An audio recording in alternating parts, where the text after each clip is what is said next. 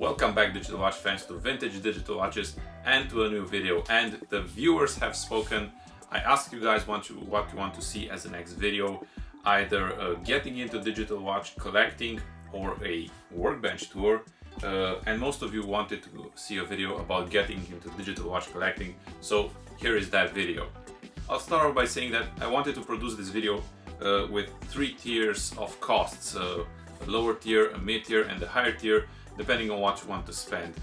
But that would have made things so much complicated, and having a complicated thought process when you're getting into a hobby just didn't sit right with me. So I'll tell you about 5 types of watches I would get if I would be starting off right now. And I will also show you some examples. You don't necessarily have to get those, but something similar to that. But before we do that, I just want to give you some personal thoughts before getting into digital watch collecting. My first advice will be surprising to some, and that is, don't get new digital watches. Yes, and that's because you will be denied the hunt. New digital watches are readily available online and in stores. The vintage type, you have to hunt for them. Also, you will be denied the opportunity of tinkering. Old watches tend to attract tinkering because they might have something wrong with them. You need to fix. It can be an easy fix. So yeah, if you get a new one, there is nothing there to fix. Yes, there is modding, but that's a whole different story. Next advice is join a Facebook group. There are plenty of them, like Vintage Digital Watches, no affiliation to this channel, or Digital Watch, and just search groups for Vintage Digital Watches or Digital Watches. Being part of the group will give you the sense of being part of the hobby, being part of the community, and it will expose you to a lot of digital watches, and from there you can pick what you like.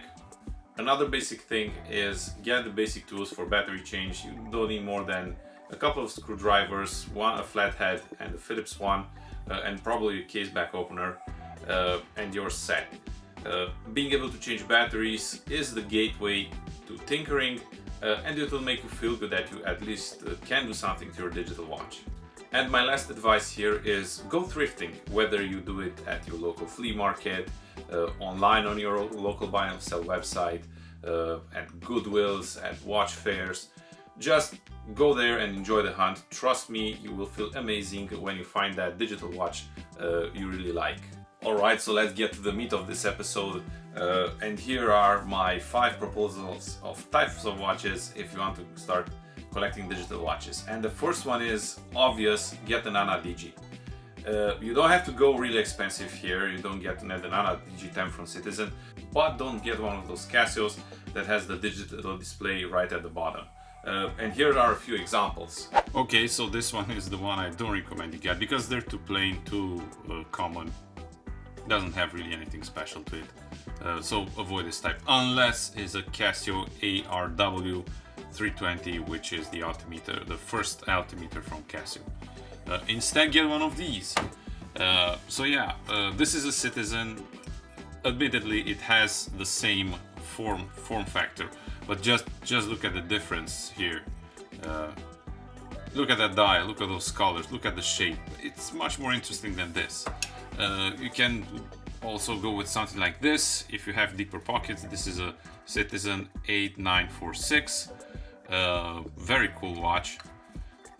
Or you can get the C110. That's what this is. This is a little more modern watch, well, modern. I think it's 90s. These two are 80s. But this one will do as well. But yeah, these are just some examples. You don't have to get specifically these.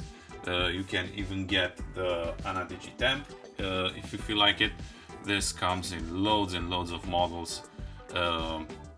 Very, very cool watch. Next one is pretty obvious. It's a calculator watch, and this is sacred territory for vintage digital watches.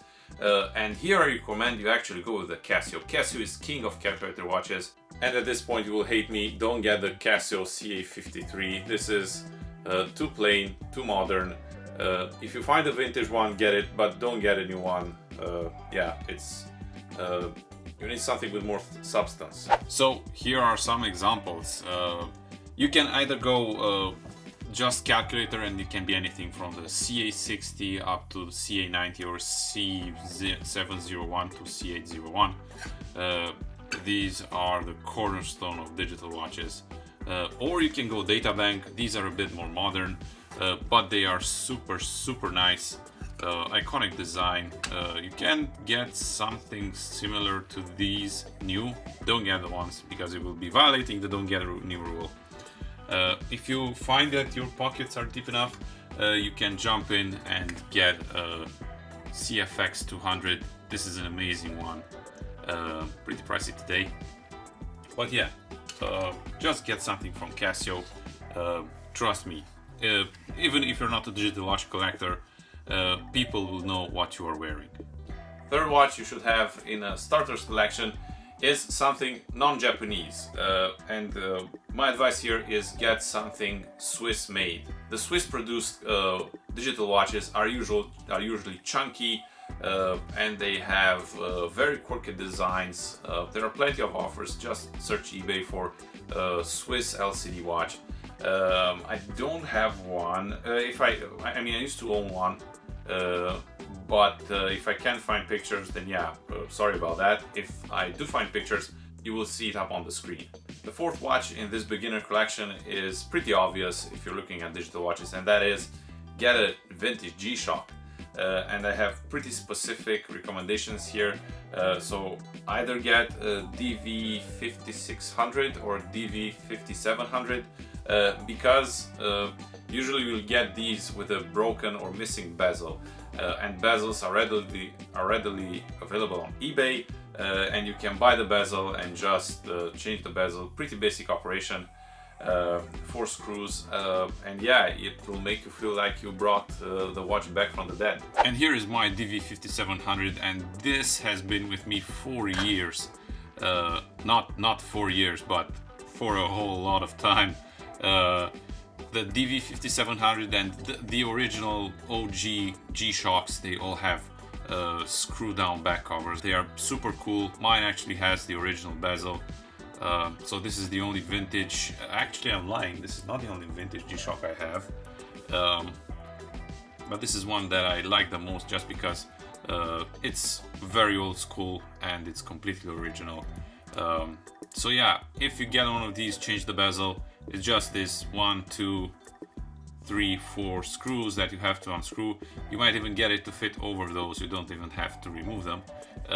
One disclaimer though, sometimes these bolts may be missing, or you're missing only a couple.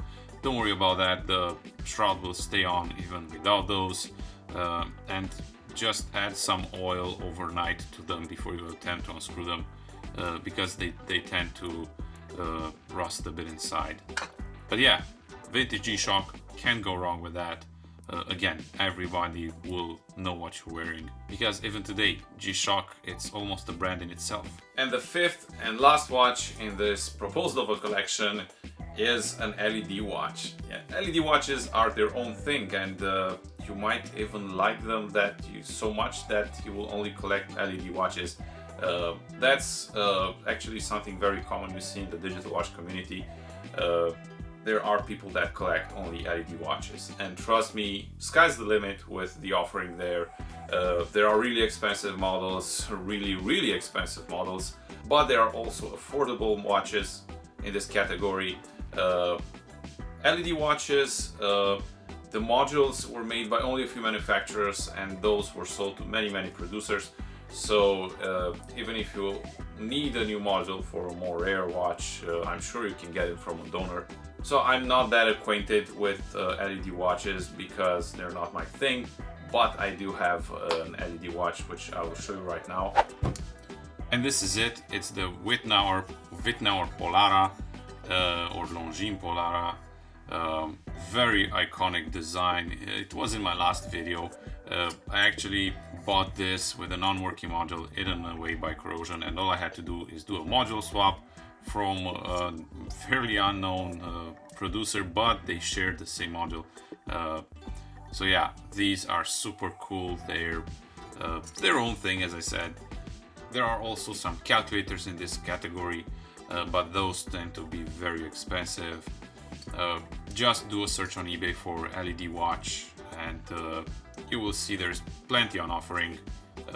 for all pockets. And that's it. Those are the types of watches I recommend you start off if you want to get into digital watch collecting. A few final thoughts here. Don't spend money on really high-end watches. So don't go below, let's say, 200 or 300 US, because if you don't enjoy them, you will have something very expensive that you need to sell, and that will probably be tough. Another one is, don't just buy the ones that I showed in this video. Look around a bit. I'm sure you will find something that is more personal to what you like.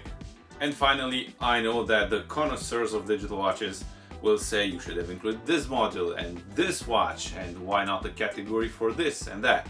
The reason is I tried to make this as simple as possible. You can start off with a smaller collection, but yeah, look around. Maybe these aren't for you. There are so many other types of digital watches out there. Sensor watches, computer watches, watches with specific functions like TV watch or radio watch. Those are super cool, but they also tend to be very expensive. So yeah, look, my advice is join that Facebook group, look around. eBay is your friend, Yahoo Auction Japan is your friend. Those will open up your eyes. Thanks for watching, and I'll see you on the next one, which undoubtedly it will be the workbench tour and the collection tour.